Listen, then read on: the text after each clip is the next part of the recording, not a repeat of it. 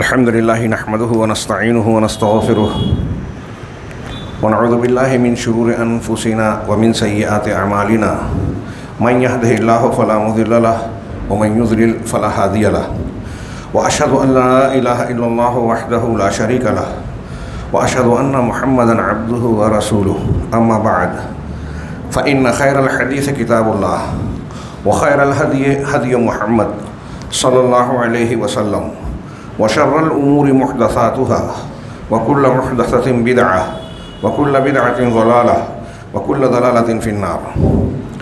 أعوذ بالله من الشيطان الرجيم. بسم الله الرحمن الرحيم.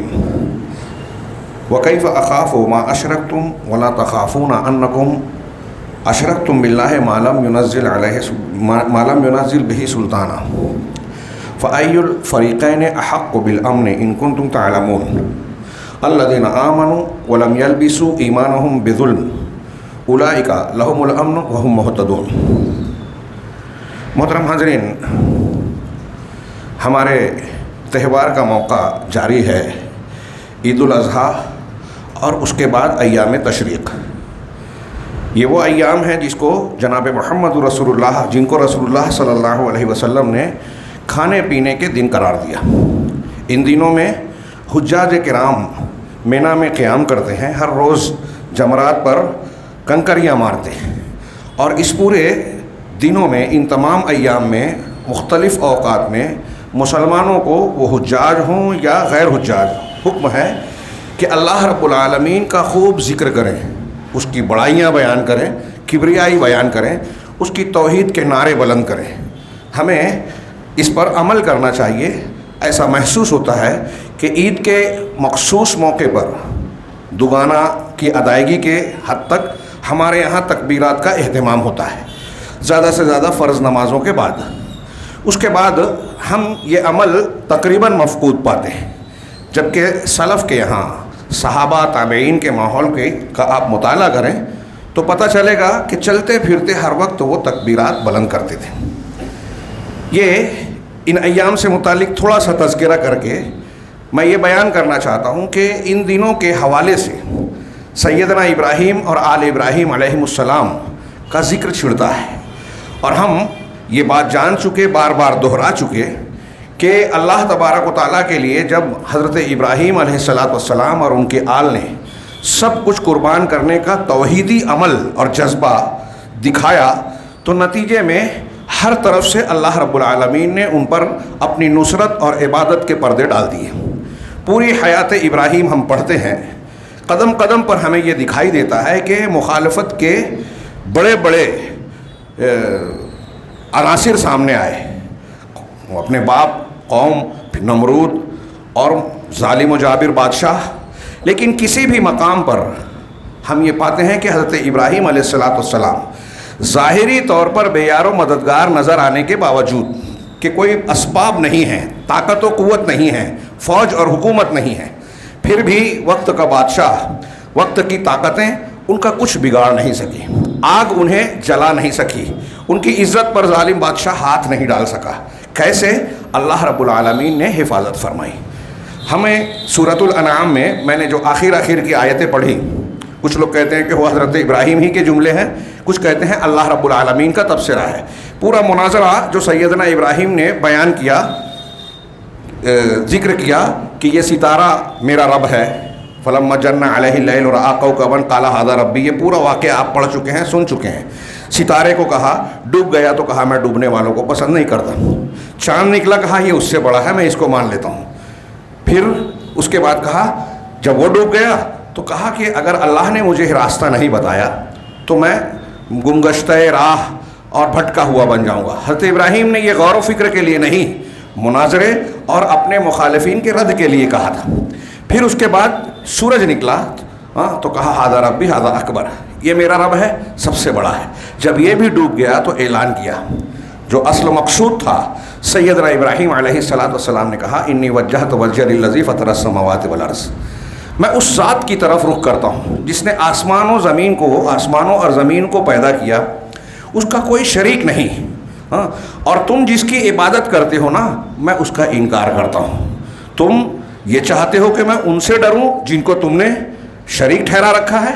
اسی سلسلہ کلام میں ان سے بیزاری کا ذکر کیا اور اللہ نے آگے کہا کہ وحاجہ قوم، ان کی قوم نے ان سے مناظرہ کیا، ان سے جدال اور جنگ لڑائی کی. لیکن حضرت ابراہیم نے کہا اتحاجونی فی اللہ، ہاں کیا تم اللہ کے بارے میں مجھ سے جو ہے جھگڑا کر رہے ہو؟ ہاں وہ پروردگار جس نے یہ سب کچھ پیدا کیا، یہ سورج چاند ستارے نکل کر ڈوب رہے ہیں، ان کو اس نے بنایا، تم ان کو پوج رہے ہو اور میں اس اللہ کو پوج رہا ہوں، اس کے بارے میں مجھ سے جھگڑ رہے ہو. پھر اس کے بعد اللہ رب العالمین، اللہ حضرت ابراہیم نے یا اللہ نے آگے تبصرہ کیا فَأَيُّ الْفَرِيقَيْنِ أَحَقُّ بِالْأَمْنِ، کہ دونوں گروہ میں تم اور مجھ میں کون شخص ہے جو امن کا زیادہ حقدار ہے، سلامتی کس کے حصے میں آنی چاہیے. اَيُّ الْفَرِيقَيْنِ أَحَقُّ بِالْأَمْنِ إِن كُنتُمْ تَعْلَمُونَ، اگر علم ہے، سوجھ بوجھ ہے تو غور سے دیکھو کہ دونوں میں بچنے کے لائق کون ہے.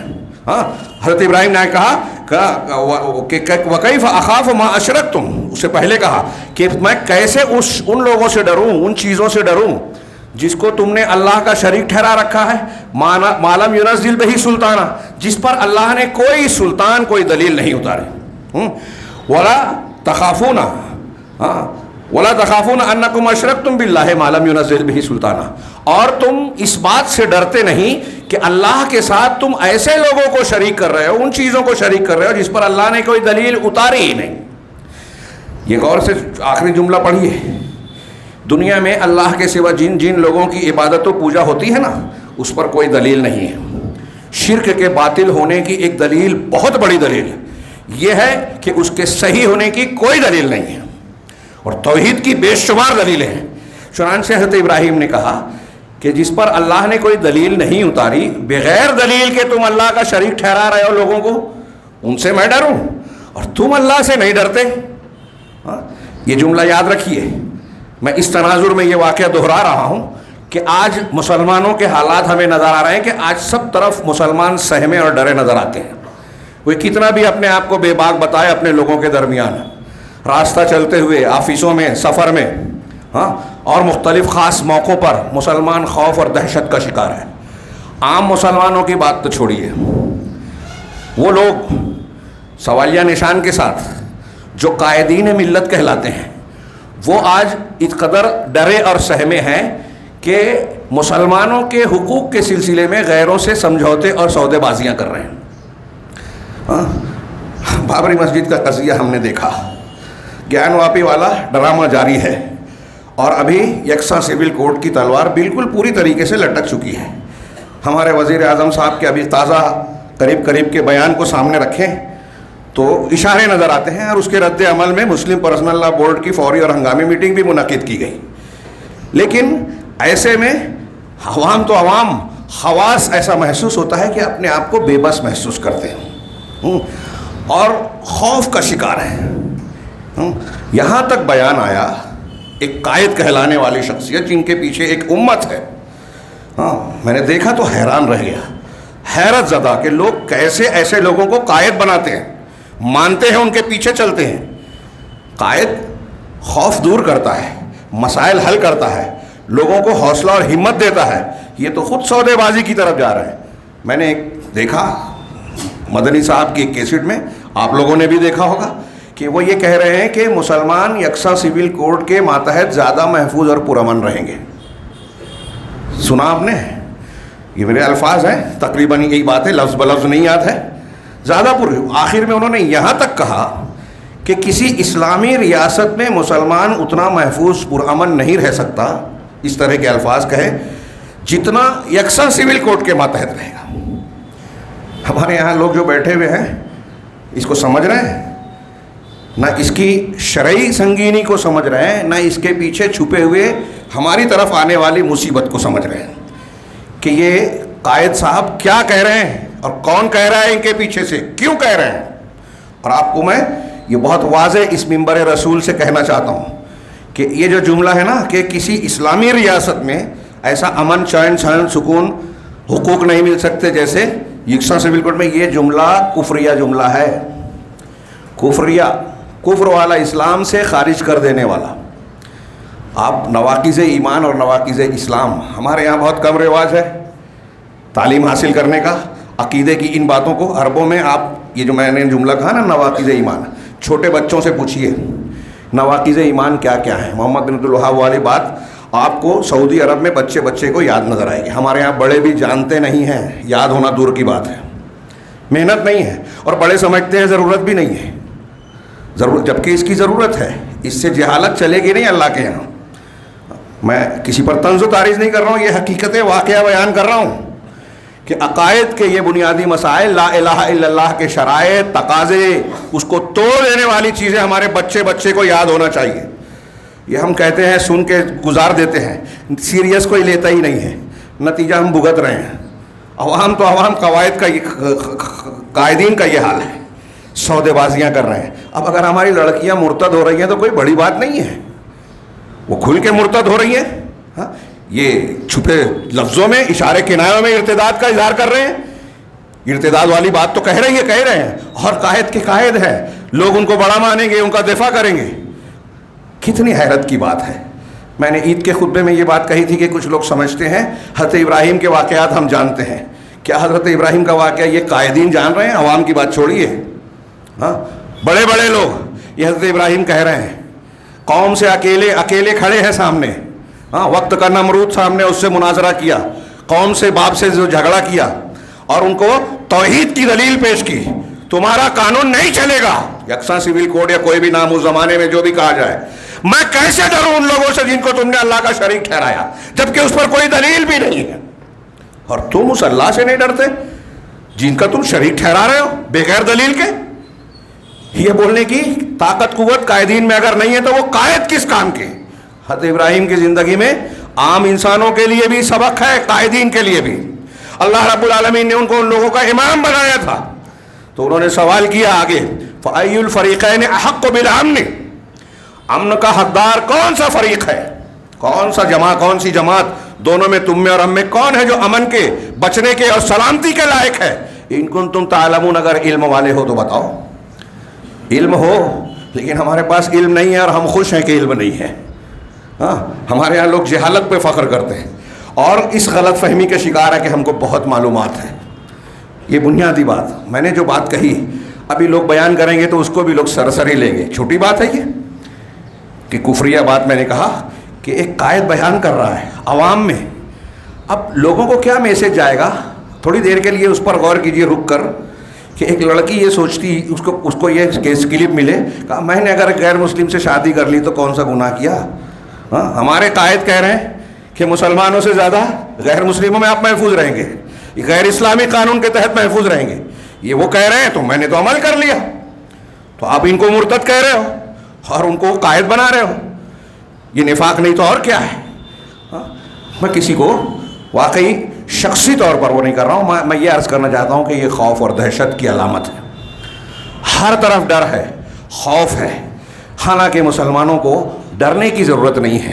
ڈرنا ہے تو اکثر قرآن و حدیث کے یہ نصوص آپ کے سامنے آتے ہیں کہ اپنے گناہ سے ڈرنا چاہیے, اللہ رب العالمین کی ناراضگی سے ڈرنا چاہیے کہ ہم گناہ کریں گے, اللہ سے بیزاری اور دوری اختیار کر لیں گے, دین سے بیزاری اختیار کر لیں گے, اللہ سے دوری اختیار کر لیں گے, تو اللہ رب العالمین پھر اب کے لشکر میں سے کوئی چھوٹے سے چھوٹی چیز بھی ہمارے لیے تباہی کا اعلان ہو سکتی ہے, سبب ہو سکتی ہے.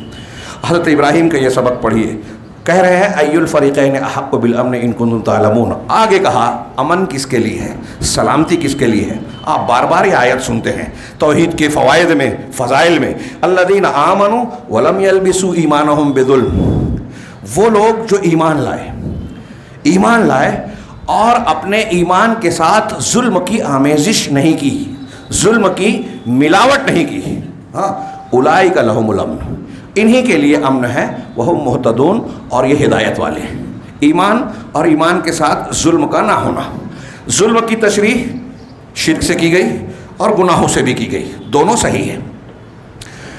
جو جتنا زیادہ اپنے ایمان کو اس کی ضد سے, بڑی ضد جو ہے شرک ہے, کفر ہے, اگر شرک اور کفر آ گیا تو ایمان ٹوٹ پھوٹ گیا, بچا ہی نہیں. گناہ آیا تو ایمان میں کمی ہوگی.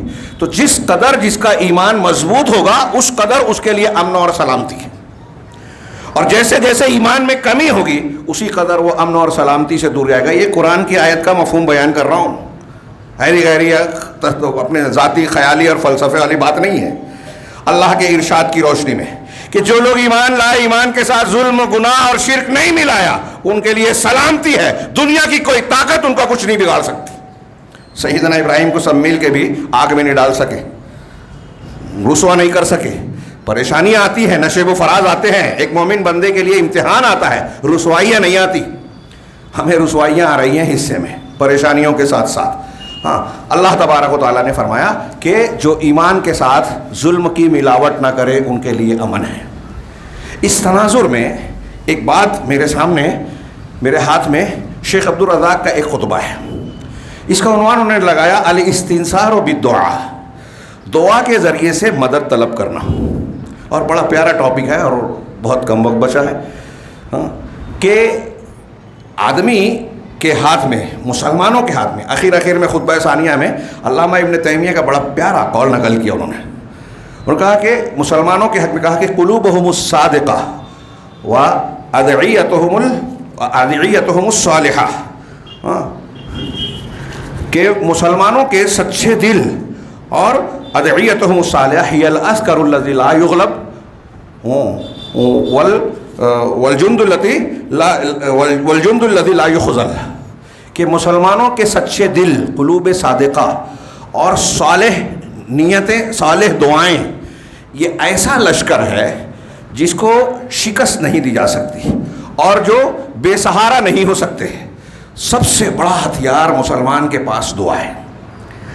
یہ میں اس تناظر میں بتا رہا ہوں، آج مسلمانوں میں جو خوف ہے اور ایسے مراحل آتے ہیں کہ اجتماعی قوت نہیں ہے، ہم اور آپ اپنے آپ کو محسوس کرتے ہیں بے بس ہیں، اور اخبارات پڑھیے، مسلمانوں کے مراسلے، بیانات، مضامین، تو خود بھی ڈرے سہمے نظر آتے ہیں، اصحاب قلم اور لوگوں کو بھی ڈراتے ہیں کہ ہمارے خلاف ایسا ہو رہا ہے، یہ منصوبہ بن گیا، یہ سازش ہو رہی ہے، اور ایک نیا بیان، نیا مسئلہ کوئی چھیڑتا ہے، ہم اس کا دفاع کرنے میں لگ جاتے ہیں۔ ایک فلم بنائی جاتی ہے، ابھی کہہ رہے ہیں کہ نئی کوئی فلم آ رہی ہے، حوروں پہ آ رہی ہے، ہاں، اور کچھ اور موضوعات پر آ رہی ہے، کچھ آ چکی ہیں دہشت گردی سے متعلق، اسلام اور مسلمانوں اور یہ جھوٹا لو جہاد پر، یہ چیزیں زیر بحث ہیں۔ ہم ہر بات نیا موضوع چھیڑتے ہیں ان کے تیار شدہ پروگرام کے مطابق وہ لوگ، اور ہم اس کا دفاع کرتے ہیں، تھوڑا موڑا دفاع کرتے ہیں، میڈیا میں وہ چیز آتی ہی نہیں ہے، اور مسلمان سمجھتا ہے ہم بے بس ہیں۔ آپ اور ہم بے بس نہیں ہیں، اگر کوئی طاقت بھی نہیں ہے، اجتماعی قوت بھی نہیں ہے۔ ہاں، یہ بات ہے کہ مسلمان غافل ہے۔ ہاں، علامہ اقبال نے تصویر درد کے نام سے ایک نظم لکھی تھی، لمبی چوڑی، اس کے جو اشعار ہیں ایسا لگتا ہے اس زمانے میں بھی یہی حالات تھے۔ ہاں، کیا چھپا کر آستی میں بجلیاں رکھی ہیں گردوں نے، ہاں، انادل باغ کے غافل نہ بیٹھے آشیانوں میں۔ ہاں، چھپا کر آستی میں بجلیاں رکھی ہیں، آسمان میں لوگوں نے، بڑے بڑے لوگوں نے بجلیاں ہمارے آشیانوں پر، ہمارے گھروں کو تباہ کرنے کے لیے منصوبہ بنا رکھا ہے۔ انادل سے مراد یہاں مسلمان ہیں۔ ہاں، انادل باغ کے سماج اور معاشرے کے مسلمان جو ہے غافل نہ بیٹھے آشیانوں میں۔ کیا ہے کہ علامہ اقبال نے کہا تھا وطن کی فکر کرنا تھا، مصیبت آنے والی ہے۔ ہاں، وطن کی بجائے ملک کے ساتھ ساتھ دین بھی، کہ دین کی فکر کرنا تھا، مصیبت آنے والی ہے، تیری بربادیوں کے مشورے ہیں آسمانوں میں۔ نہ سمجھو گے تو مٹ جاؤ گے اے ہندوستان والوں، لوگوں نے بدل دیا اے ہندی مسلمانوں، اور یہ زیادہ بہتر ہے۔ نہ سمجھو گے تو مٹ جاؤ گے اے ہندی مسلمانوں، تمہاری داستان تک بھی نہ ہوگی داستانوں میں۔ اس کے بعد جو بات کہی وہی آج کا ہمارا ٹاپک ہے کہ یہ خاموشی کہاں تک لذت فریاد پیدا کر، زمیں پر تو ہو اور تیری صدا ہو آسمانوں میں۔ یہ مسلمان کا کیسا زبردست ہتھیار ہے، کتنا بھی بندی بنا لیا جائے، کتنا بھی روک ٹوک کر اس کو گھیر دیا جائے، مسلمان سے یہ ہتھیار نہیں چھینا جا سکتا۔ میں نے اس سے پہلے شاید بیان کیا تھا، حضرت یونس علیہ السلام کا واقعہ ہم پڑھتے ہیں۔ مچھلی کے پیٹ میں گئے، فنادیٰ فی الظلمات، قرآن نے کہا کہ تاریکیوں میں انہوں نے پکارا۔ مچھلی کے پیٹ کا اندھیرا، تاریکی، سمندر کا اندھیرا، پھر اس کے بعد رات کا اور بدلیوں کا اندھیرا۔ ان تاریکیوں میں آپ سوچئے کہ کوئی نیٹ ورک وہاں حضرت یونس علیہ السلام کے پاس تھا، دنیا کے لوگوں سے کوئی کنیکشن، کوئی مدد مانگ سکتے تھے؟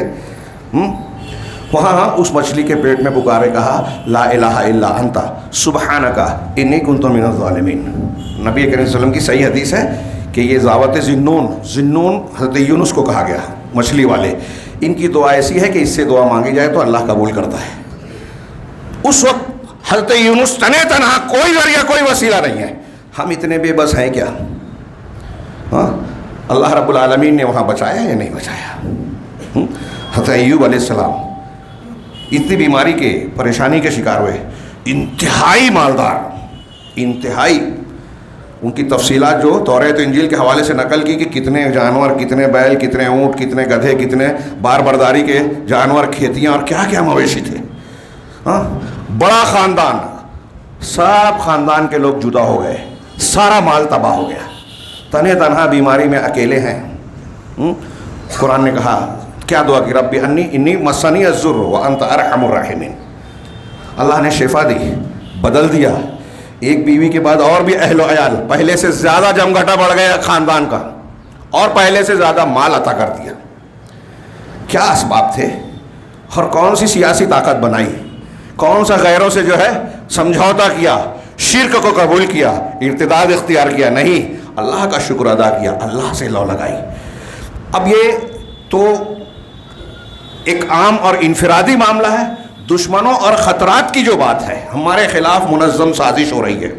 ہاں، پورے ہندوستان بلکہ عالم اسلام میں ہم دیکھ رہے ہیں کہ مسلمان جگہ جگہ مارے کاٹے پیٹے جا رہے ہیں، عزت نفس پر حملے ہو رہے ہیں، ارتداد کا شکار بنایا جا رہا ہے. کہیں جسمانی اور مالی طور سے براہ راست حملے ہیں، تو کہیں ہمارے عقیدے اور ہمارے افکار و مناہج کو نشانہ بنایا جا رہا ہے. آپ کیا سمجھتے ہیں؟ ہمارے یہاں یہ جو اچھل کود مچاتے ہیں کچھ نوجوان، حدیثوں کا انکار کرتے ہیں، ہاں، قادیانیت کے اعتراضات کو ہمارے درمیان پھیلاتے ہیں. ابھی محرم الحرام آ رہا ہے، عید الاضحیٰ گیا نہیں، ہاں، تو نہ ماتم اور نوحہ شروع ہوگا. اسلام کے خلاف سازش کا نتیجہ رافضیت کے رنگ میں اسلام کے خلاف سازش جو ہے ہمارے گھروں میں بولے گی. ہاں، حب آل بیت کے نام پر صحابہ کرام کی بے عزتیاں کی جائے گی. اور کچھ لوگ ہمارے درمیان سے سنی کے نام پر، اہل سنت جو شیعہ نہیں ہے بظاہر، شیعہ اور یہودیوں کے ایجنٹ جو ہے بولیں گے ہمارا نوجوان ان کے اعتراضات کو فارورڈ کرے گا، پھیلائے گا، بحث کرے گا، جس سے کوئی لینا دینا نہیں. جن احکامات کو بیان کیا گیا وہ کبھی عمل نہیں کرتے، جن سے لینا دینا نہیں ہے اس پر بحث کرنا، قابلیت کا مظاہرہ کرنا، یہ ہمارے ہاں کامن ہے. یہ قوم کی پستی، انحطاط اور تنزلی کی بہت بڑی علامت ہے کہ مفید کاموں کو چھوڑ کے غیر مفید میں، جن کاموں سے ہمارا واسطہ نہیں، جو ہمارا دائرہ عمل نہیں، اس میں لگ جانا. حکومت کی باتیں ہمارا چلتا پھرتا آدمی کرے گا جو اپنے گھر کو نہیں سنبھال سکتا. وہ سعودی عرب اور فلاں حکومت کو مشورے دے گا کہ انہیں ایسے کرنا چاہیے، وہاں کیا حالات ہیں ہمیں خبر ہی نہیں ہے. یہ کتنی پستی، بیوقوفی اور جہالت و حماقت کی بات ہے. ہاں، میں عرض کر رہا تھا کہ ہمارے لیے جو دائرہ کار ہے اس میں رہ کر اللہ رب العالمین کے دین میں بھرپور رہنمائی موجود ہے. ہم اگر اپنے آپ کو کسی بھی حالت میں بے بس محسوس کرتے ہیں تو ہمارے پاس یہ سب سے بڑا صلاح اور ہتھیار دعا ہے. ایسی دعا جس میں اللہ رب العالمین سے جذبہ صادق اور سچے دل سے جو ہے لو لگائی جائے، اللہ کے سامنے گڑ گڑایا جائے. ہم سورہ فاتحہ میں پڑھتے ہیں ایاک نعبد و ایاک نستعین، لیکن روز جھوٹ بول رہے ہیں ہر رکعت میں کہ تیری ہی عبادت کرتے ہیں، تجھ سے ہی مدد مانگتے. کوئی کسی اور کی بھی عبادت کر رہا ہے، نفس کی عبادت، پیروں کی عبادت، شخصیات کی عبادت، اماموں کی عبادت، اور کہیں تو مشرکین کی طرح جو ہے قبروں پہ اور مزارات اور مشاہد پہ جا کے سجدے، نذر و نیاز اور کیا کیا کر رہے ہیں. یہاں کوئی کسی کے پیشانی پہ بل نہیں آتا. ہمارے یہاں لوگ واٹس ایپ پہ علماء کی اصلاح کر رہے ہیں. ابھی کسی سے میں نے مذاق میں کہا تھا کہ اہل حدیث علماء کی رہنمائی کرنے والے بہت لوگ ہیں. کچھ لوگ ہنسے، کچھ لوگوں کو سمجھا ہی نہیں شاید. ہمارے ہاں علماء کی رہنمائی کرنے والے ہیں. علماء سے اگر کوئی تھوڑا موڑا معاملہ آگے پیچھے ہو گیا تو ایسا لگتا ہے کہ اسلام خطرے میں ہے. ان کی آنکھوں کے سامنے شرک ہو رہا ہے، بدعت و خرافات ہو رہے ہیں، سمجھتے ہیں کہ ہم سے اس سے تعلق ہی نہیں ہے. آپ سے پوچھا جائے گا، جو پوچھا جائے گا اس کی فکر نہیں ہے آپ کو. اور تھوڑا موڑا اگر کہیں کوئی معاملہ ہوتا ہے تو آپ اس کو اسلام اور غیر اسلامی مسئلہ اور دین کی اشاعت کا ذریعہ سمجھتے ہیں. بات پھیلتی ہے. پھر واپس آتا ہوں کہ ہمارے سامنے ہمارے لیے سب سے بڑا ہتھیار دعا ہے. اور ایسی دعا میں نے کہا جس میں اخلاص ہو، اللہ سے لو لگائے گا. مسلمان بندہ اللہ کے سامنے علاوہ کسی کے سامنے التجا اور گڑ گڑانے والی فریاد نہیں کرتا. اگر ہم اس فریاد کے ساتھ زمین پر تو ہو اور تیری صدا ہو آسمانوں میں والا جو جملہ ہے یہ بہت اہم ہے. شیخ عبدالرزاق نے کہا کہ دشمنوں کے خلاف اللہ سے مدد مانگنا ہماری دعاؤں کا، ہمارے انبیاء کی سیرت کا ایک لازمی حصہ ہے، بلکہ روزانہ رات میں اللہ تبارک کے رسول صلی اللہ علیہ وسلم نے جو ارشاد فرمایا کہ من قرأ بالآیتین من آخر سورۃ البقرہ فی لیلۃ کفتاہ، ہاں جو شخص کسی بھی رات میں سورہ بقرہ کی آخری 2 آیتیں پڑھے گا وہ اس کے لیے کافی ہو جائے گی۔ آمن الرسول بما انزل الیہ من ربہ والمؤمنون۔ آج کل اہل حدیث حلقوں میں دیوبندی بریلوی چھوڑیے، ان کے یہاں پہلے سے معاملہ بگڑا ہوا ہے، رقیے کا بڑا رواج چل رہا ہے۔ میں ایسا مانتا ہوں، سمجھتا ہوں، عقیدہ رکھتا ہوں کہ اگر ایک ایمان والا، توحید والا صبح و شام کے اذکار، سونے کے وقت کی دعائیں، گھر میں داخل ہونے کی، گھر سے نکلنے کی، نماز کے بعد کے اذکار، ان دعاؤں کا، اذکار کا اہتمام کرے تو شیطان اور اس کا جو پورا لشکر ہے آپ سے دور دور رہے گا۔ پھر کسی جادو کا، کسی آسیب کے اثرات کا اور اس طرح ہو جانا کہ کوئی علاج ہی نہ ہو، بہت مشکل بات ہے۔ ہاں، اللہ کی آزمائش آئے گی عارضی طور پہ۔ نبی کریم صلی اللہ علیہ وسلم پر جادو ہوا، منکرین حدیث اس میں کہ کیا دعائیں نہیں پڑھتے تھے۔ اللہ کی مشیت جب طے ہوتی ہے تو اسباب چلے جاتے ہیں، کام نہیں کرتے۔ بخار سے اچھے کرنے والی دعا بخار میں کام نہیں کرتی اگر موت کا وقت آ گیا۔ بقرات یا سقراط کہتے ہیں کہ اس نے پیچش کی دوا بنائی تھی لیکن پیچش ہی میں مرا۔ یہ توحید کی دلیل ہے کہ اسباب پر حکمرانی اللہ کی ہے۔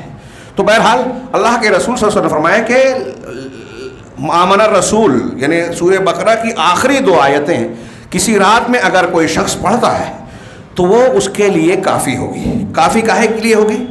ہر شر سے کافی ہوگی، ہر مکروہ سے بچانے کے لیے، ہر فتنے، شیطانی شرور، جادو ٹونا، ہر فتنے سے بچنے کے لیے کافی ہوگی آمن الرسول کی تلاوت رات میں۔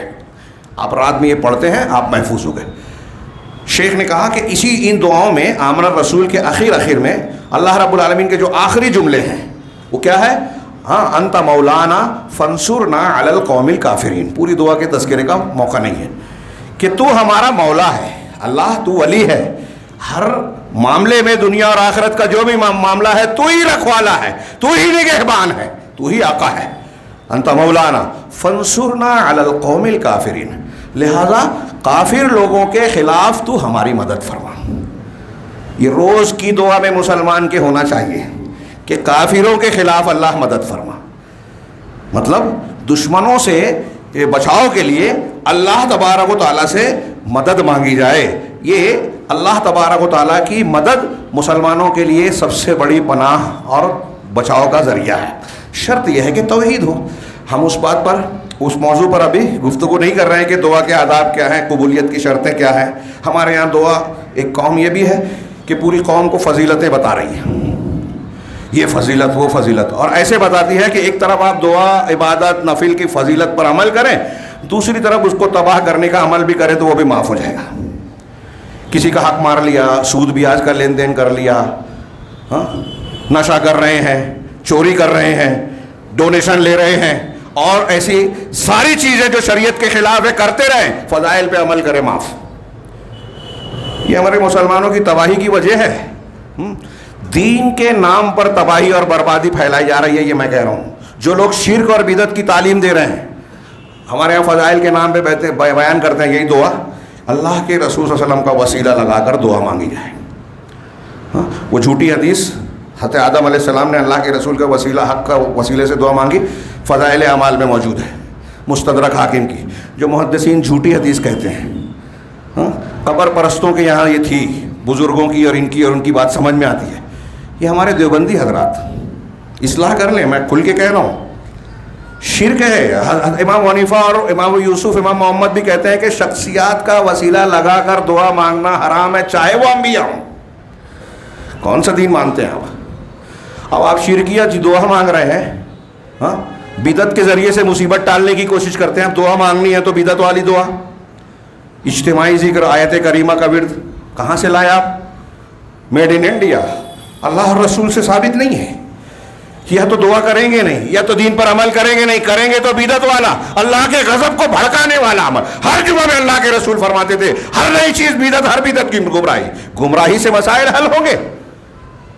اور یہ یاد رکھیے، یہ جو بناوٹی دعائیں ہمارے یہاں چلتی ہیں نا، اس کو چھوڑ دیجئے. ہاں، سلف میں بہت سارے لوگ کہتے ہیں سب سے زیادہ بابرکت، سب سے زیادہ مفید دعائیں اللہ کے قرآن میں اور رسول اللہ صلی اللہ علیہ وسلم کے فرمان میں جو دعائیں وارد ہیں، اس سے بہتر دعا کوئی ہو ہی نہیں سکتی. اور اگر آپ قرآن و حدیث سے ثابت دعائیں مانگتے ہیں تو کوئی غلطی کا بھی امکان نہیں ہے. ایک تو اتباع ہوتی ہے قرآن و سنت کی، یہ ایک اجر ملے گا آپ کو جب یہ دعا مانگتے ہیں. دوسرے یہ کہ بہت ساری دعائیں ایسی بنائی گئی ہیں جس میں ناجائز چیزیں ہیں، ناجائز حوالے ہیں، شریعت کی مخالفت ہے، آپ اس سے بچ جائیں گے قرآن و حدیث کی دعا پڑھیں گے تو. لہذا اس کا اہتمام کرنا چاہیے، یہ دیکھنا چاہیے کہ یہ دعا ثابت ہے یا نہیں. وقت نہیں ہے لیکن مضمون بہت لمبا چوڑا ہے. شیخ عبدالرزاق نے مثالیں دی ہیں قرآن سے اور انبیاء کے سے. مثال کے طور پر انہوں نے کہا جب حضرت نوح علیہ السلام کو لوگوں نے جھٹلایا سورہ قمر میں کہ جھٹلایا اور ان کو کہا کہ مجنون وازدجر، اور انہیں جھڑکا گیا، ستایا گیا، بھگایا گیا، نبی اولو العزم رسول صاحب عزم، تو ان کے بارے میں اللہ نے کہا فدعا ربہ انی مغلوب فانتصر. تو انہوں نے اپنے رب سے دعا کی کہ پروردگار، یہ مثال دے رہا ہوں کہ دشمن کے مقابلے میں دعا ہمارا ہتھیار ہے.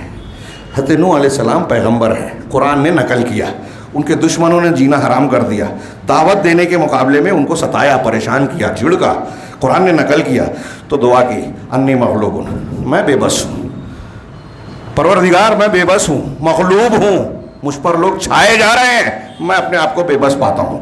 فانتصر، لہذا تو میری مدد فرما. نتیجہ ففتحنا ابواب السماء بماء منہمر، چنانچہ نتیجے میں ہم نے آسمان سے جو ہے موسلا دھار زور کی بارش کے ذریعے سے ہم نے آسمان کے دروازوں کو کھول دیا. سورہ قمر کی آیتیں ہیں، پڑھیے. نوح علیہ السلام اکیلے اور چند لوگ جو قوم کے انگلیوں پر گننے والے چند لوگ تھے، شرذمۃ قلیلون قرآن نے کہا، کوئی طاقت قوت نہیں تھی، گرے پڑے چھوٹے لوگ تھے بیچارے. ہاں، قوم کے سردار عام طور سے حق کا ساتھ دینے والے بظاہر چھوٹے ہی لوگ ہوتے ہیں، بڑے لوگ مخالفت کرتے ہیں اور درمیانی لوگ بڑے لوگوں کے اشاروں پہ ناچتے ہیں. ہاں، وہ سمجھتے ہیں دونوں طرف تعلق رکھا جائے، کیوں جھنجھٹ میں پڑے، یہ عقل مندی ہے، مصلحت ہے، ان کی طاقت ہے تو ان کے ساتھ رہیں. ہاں، کمزوروں کو بھی کہے کہ ہاں صحیح تو آپ ہی ہیں لیکن ہم لوگ کھل کے ساتھ نہیں دے سکتے. چھوٹی چھوٹی باتوں میں بھی ہمارے سماج میں نظر آئے گا. ہاں، بھول جائیے ہم بہادر ہیں، نہیں ہیں. جب آپ چھوٹی باتوں میں مسلم سماج میں حق کا ساتھ نہیں دیتے تو آپ اس بات کی توقع کیسے کرتے ہیں کہ یکساں سول کوڈ نافذ کیا جائے گا، ہمارے خلاف قانون بنایا جائے گا، جو ہم کھا رہے ہیں آگے اس سے بھی روک دیا جائے گا، تو ہم کھڑے ہو کر یا کوئی ہم سے کوئی مقابلہ کر کے اس سے روک لے گا. ہاں، وہ منظم طریقے. جب ہم اللہ سے تعلق نہیں رکھتے، ہم توحید کو اختیار نہیں کرتے، اس معاملے میں سنجیدہ بھی نہیں ہے، ہم کو سوچنے کا بھی ٹائم نہیں ہے. اتنے بڑے خطرات ہیں ہم مسلمانوں میں کتنے جن کو احساس بھی نہیں ہے کہ ہم کیسے خطرات سے دوچار ہیں. جب آپ کو اس کا ہوش ہی نہیں ہے تو پھر ایک دن ڈنڈا آئے گا، چلے گا، آپ کا گھر بھی ٹوٹے گا، آپ کے گھر پہ بھی بلڈوزر چل سکتا ہے، آپ کا بچہ بھی گرفتار ہو سکتا ہے، آپ کی جائیداد اور پراپرٹی بھی آن کے آن میں تباہ ہو سکتی ہے، ہم بلڈنگ سے سڑک پر آ سکتے ہیں. پھر رونے کی ضرورت نہیں ہے. آپ کے بچے مرتد ہوں، کوئی مذائقے کی بات نہیں، کیونکہ آپ یہ سمجھتے تھے کہ ہم کو دین بہت معلوم ہے، درس کی کیا ضرورت ہے، قرآن اور حدیث سیکھنے کی کیا ضرورت ہے، عقیدہ سیکھنے کی کیا ضرورت ہے. تو نتائج تو یہی آئیں گے. پروردگار سے مانگے تو ہاتھ خالی نہیں لوٹتا. ہاں، حضرت نوح علیہ السلام کی دعا کے بعد حضرت موسیٰ علیہ السلام اور ہارون علیہ السلام کا بنی اسرائیل کو فرعون نے کیسا خطرے میں مبتلا کیا تھا، کس طرح کی خوف اور دہشت تھی. ہاں، نرینہ اولاد کو قتل کرتا تھا، لڑکیوں کو چھوڑتا تھا، قید و بند کی صعوبتیں، ہاں، معمولی سے جرم پر اٹھا لیا جانا، کوئی بولنے والا نہیں. ہاں، حضرت موسیٰ علیہ السلام نے اور حضرت ہارون نے بھرپور کوششیں کی، دعوت و تبلیغ کی، کیا کچھ نہیں کیا. آخر میں یہ دعا کی ربنا اطمس علی اموالہم واشدد علی قلوبہم، پروردگار ان کے مالوں کو کے نام و نشان کو مٹا دے. ہاں، اطمس کا مطلب ہوتا ہے مٹا دے، اس کا نام و نشان ملا دے. واشدد علی قلوبہم، ان کے دلوں کو سخت کر دے. فلا یؤمنوا حتی یروا العذاب الالم، تو لہٰذا اب ان کو ایمان کی توفیق ہی نہ ملے یہاں تک کہ وہ دردناک عذاب نہ دیکھ لیں. اب اتنی شدت اور سختیاں اختیار کر لی کہ پروردگار اب ان کو توفیق سے محروم ہی کر دے. اور یہی ہوا. फिरौन डूबते डूबते कहने लगा आमन तो बेरब मूसा व हारून, कि मैं रब मूसा और हारून से, लेकिन अजाब के अलामत, मौत की पूरी अलामतें ज़ाहिर हो चुकी थी। ऐसा हो जाने के बाद तौबा का दरवाज़ा बंद हो जाता है, ईमान का दरवाज़ा बंद हो जाता है, उसके बाद ईमान लाना फ़ायदेमंद नहीं होता। चुनांचे हज़रत जिब्राइल ने उसको मारा और कहा अल-आना वक़द असैत मिन क़ब्ल, अब ईमान ला रहा है जबकि इससे पहले तूने नाफरमानियाँ की। हज़रत मूसा अलैहिस्सलातु वस्सलाम का ये जिक्र है। फिर जालूत और तालूत के वाक़े का तज़किरा किया बगैर तफसीरे के, मैं आगे बढ़ रहा हूँ। हाँ, वलम्मा बरज़ू लिजालूत व जुनूदिही क़ालू रब्बना अफ़रिग़ अलैना सब्रा। बनी इसराइल की एक नेक जमात जिसमें हज़रत दाऊद भी थे नबूवत से पहले, जब जालूत का सामना हुआ तालूत के साथ में लश्कर में, सूरह बकरा दूसरे पारे के इख्तिताम पर देखिए ये वाक़या अब जिक्र है। हाँ, जब मामला ऐसा हुआ कि सामना हुआ जालूत का, तालूत के लश्कर का, तालूत के लोग बनी इसराइल की छोटी जमात थी, चंद लोग कुछ कहते हैं 313 वो भी थे, हाँ, जिसमें हज़रत दाऊद भी थे, जो मुकाबला हुआ। तो जब जालूत के सामना हुआ, मुकाबला हुआ और उसके लश्कर का, कालू, तो उन्होंने दुआ की रब्बना अफ़रिग़ अलैना सब्रा, परवरदिगार हमको सब्र दे, अफ़रिग़ अलैना सब्रा वसब्बित अक़दामना, और हमारे कदमों को जमा दे, वंसुरना अलल कौमिल काफ़िरीन, और काफिर लोगों के ख़िलाफ़ तू हमारी मदद फरमा। किसकी दुआ? ये तालूत के लश्कर की। हाँ, फिर उसके बाद है अल्लाह तबारक व तआला ने आगे क्या फरमाया कि अल्लाह ने उनकी मदद की, फ़हज़मूहुम बिइज़्निल्लाह, अल्लाह के हुक्म से इन लोगों ने जालूत के लश्कर को शिकस्त दे दी। व क़तल दाऊद और जालूता, और दाऊद अलैहिस्सलाम ने जालूत को कत्ल किया जो उनका बादशाह और सिपह सालार था। अल्लाह ने मदद फरमाई। ये जिक्र है कि अल्लाह तबारक व तआला दुआओं को कबूल करता है। दुआ मांगी, अल्लाह ने गलबा दिया। कम तादाद में थे, कम वसाइल थे। इसी तरह कुरान ने कहा वकाअय्यिम मिन नबिय्यिन क़ातल मअहू रिब्बिय्यून कसीर, कितने बहुत से अंबिया ऐसे हैं जिनके साथ बड़े अल्लाह वालों ने जिहाद किया, मुकाबला किया। हाँ, फमा वहानु लिमा असाबहुम फ़ी सबीलिल्लाह, तो अल्लाह के रास्ते में उनको जो तकलीफ़ें और मुशक्क़तें झेलनी पड़ी उसकी वजह से न तो उन्होंने हिम्मत हारी, वमा ज़अफ़ू, और ना ही कमज़ोर पड़े, हाँ, दबे नहीं, वमा ज़अफ़ू वमस्तकानु, और ना ही दबे। वल्लाहु युहिब्बुस साबिरीन, और अल्लाह सब्र करने वालों को पसंद करता है। हाँ, फिर उसके बाद कहा वमा काना क़ौलुहुम इल्ला अन क़ालू रब्बना फ़ग़फ़िर लना ज़ुनूबना व इसराफ़ना फ़ी अम्रिना व सब्बित अक़दामना। उनकी बात, उनकी ज़बान पर यही था कि परवरदिगार हमारे गुनाहों को बख्श दे, और जो कुछ हमने अपने मामले में इसराफ़ किया है, हद से तजावुज़ किया है, उसकी माफ़ी दे दे और हमारे कदमों को जमा दे। और आखिरी जुमला है वंसुरना अलल कौमिल काफ़िरीन, और काफिर लोगों के ख़िलाफ़ तू हमारी मदद फरमा। और भी मिसालें हैं। मैं एक आखिरी बात कह के बात को समेटता हूँ ख़त्म करके, कि एक मिसाल ये तो पिछली उम्मतों की है, और भी बहुत सी मिसालें हैं। अल्लाह के रसूल जनाब मोहम्मद रसूलुल्लाह सल्लल्लाहु अलैहि वसल्लम की हयात तय्यबा में देखिए, मक्की ज़िंदगी में तो मुकाबले का मामला ही नहीं था, ताकत ही नहीं थी। आपने दुआएं की, कितना सताया। अबू लहब ने, अबू जहल ने, पूरी कौम ने बायकाट किया। मुसलमानों में जो लोग इस्लाम कबूल करते उनको कैसे कैसे सताया गया। मक्का की वादियों में उनकी चीख पुकार गूंजती थी। हाँ, बायकाट होता था, बच्चे बिलबिलाते थे, भूख से तड़पते थे।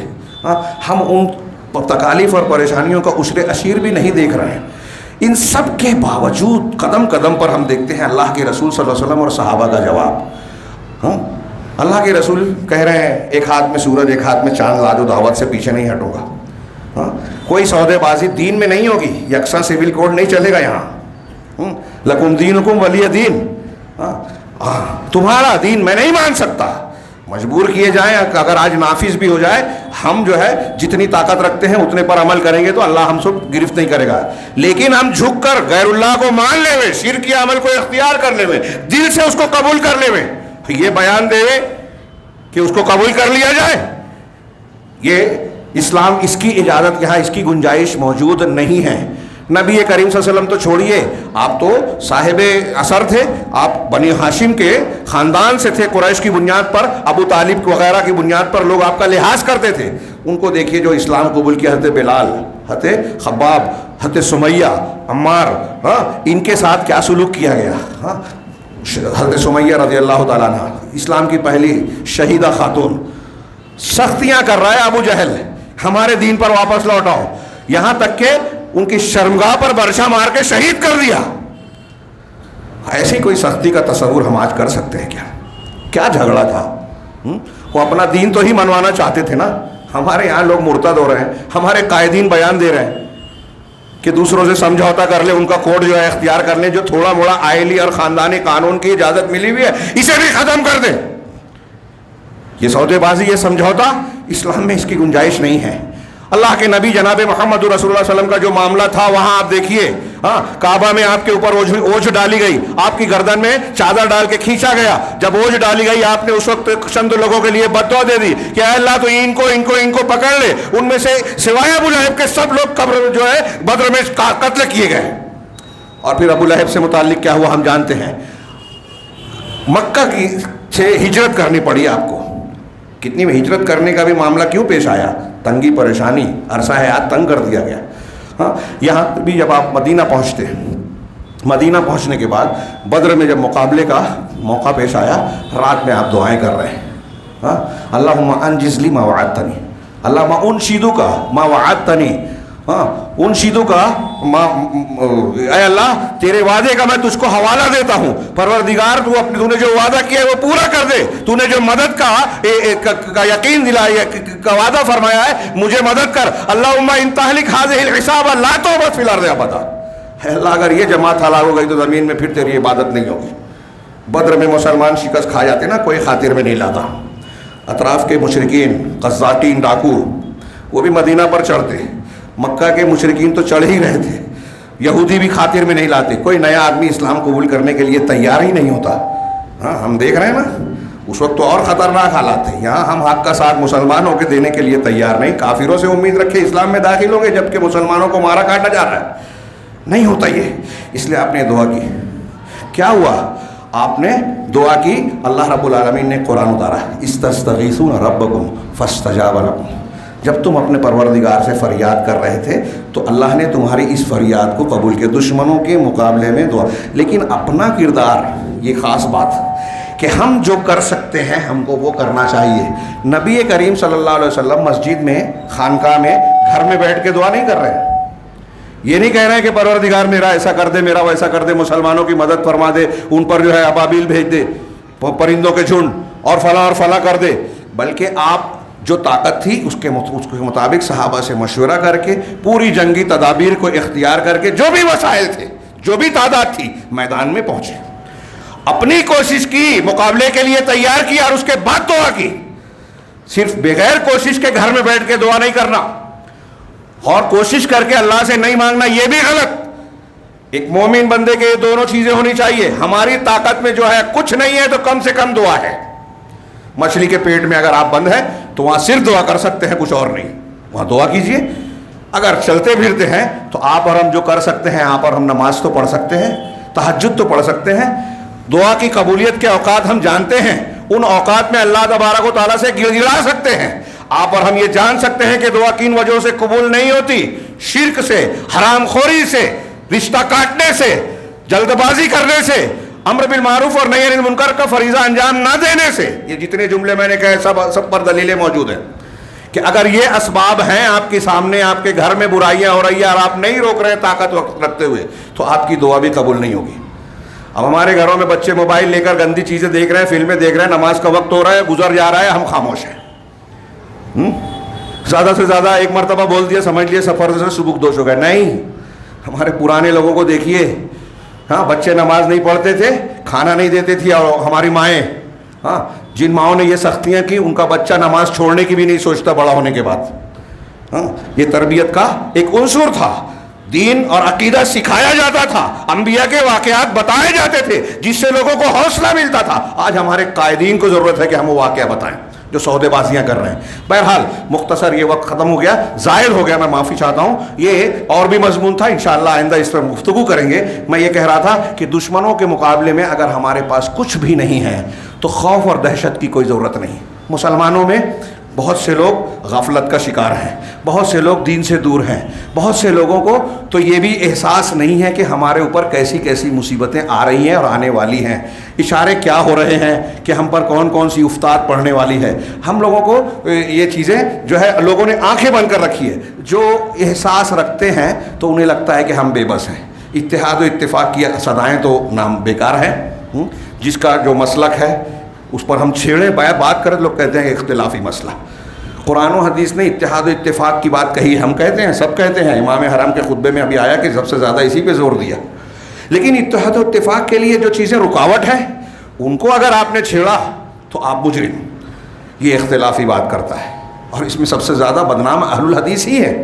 ہاں, تحریکی حضرات, ان کے یہاں عقیدے کی کوئی اہمیت ہی نہیں ہے. اور اہل حدیثوں کے علاوہ آپ دوسری جگہوں پر دیکھیے, دین کی اس بنیاد کی اہمیت ہی نہیں ہے, جبکہ یہی سب سے بڑی بنیاد ہے. آپ عقیدے پر محنت کیجیے, منہج پر محنت کیجیے, عقیدے کا درس پڑھیے اور بچوں کو پڑھائیے, مرد ہو یا خواتین.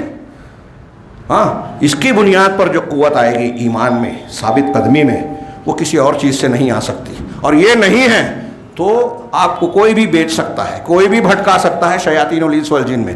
عقیدے کی بنیاد پر ہی آپ کا ولا اور برا مضبوط ہوگا, جو توحید کا اعلیٰ معیار ہے.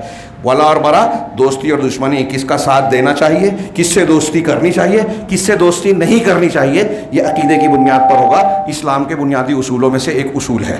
تو اس بنیاد پر اگر ہم اپنے سماج اور معاشرے کی تربیت کرتے ہیں اور اپنی تربیت کرتے ہیں, میں یہ کہہ رہا تھا کہ بہت کم لوگ ہیں جن کو اس بات کا احساس ہے, مسائل کی سنگینی کی فکر ہے. انہیں اس بات کا جب احساس ہوتا ہے تو وہ سوچتے ہیں کہ ہم کیا کر سکتے ہیں. آپ بہت کچھ کر سکتے ہیں, کچھ نہیں کر سکتے تو کم سے کم دعا کر سکتے ہیں مسلمانوں کے حق میں, کافروں کے خلاف. مسلمانوں کا مسئلہ ایک ہے, پریشانی ایک ہے. سارے مسلمان بھائی بھائی ہیں, ایک جسم ہیں. ایک عضو کو تکلیف پہنچے تو دوسروں کو. ہاں, اگر برما میں کسی جگہ پر کسی مسلمان کو تکلیف ہو رہی ہے اور ہم کو درد نہ ہو تو ہمارا ایمان صحیح نہیں ہے. قرآن و حدیث کے مفہوم کے تناظر میں کہہ رہا ہوں, اور یہ اہل علم نے بیان کیا ہے. اب اگر مسلمان تکلیف میں ہے تو ہم سب کو مل کے دعاؤں میں الحاح اور اخلاص پیدا کر کے اللہ رب العالمین سے اپنے مسائل کا حل مانگنا چاہیے. ہاں, اور اللہ سے یہ دعا مانگنی چاہیے کہ مسلمانوں کو یہ قوت, اعتبار اور وقار حاصل ہو کہ کوئی بھی قوم جو ہے ہمیں کھلونا بنا کر ہمارے ساتھ کھیلے نہیں. مسلمانوں کو جب چاہے ان کی عزت و آبرو پر حملہ نہ کرے. ہم کم سے کم دعا کر سکتے ہیں, اور اگر یہ بھی نہیں کرتے تو ہمیں جائزہ لینا چاہیے کہ ہمارے اندر ایمان ہے یا نہیں. اللہ سے دعا ہے کہ وہ ہمیں صحیح ایمان و عمل کو اختیار کرنے کی توفیق عطا فرمائے, اور اس کی برکت سے دنیا اور آخرت میں عزت اور کامیابی سے نوازے, فتنے اور عذاب سے محفوظ رکھے. اقول قولی ھذا واستغفر اللہ لی ولکم سائر المسلمین, وصلی اللہ علی نبینا محمد. بارک اللہ لنا ولکم فی القرآن المجید, ونفعنا وإیاکم بالآیات والذکر الحکیم, انہ تعالی جواد کریم ملک بر رحیم.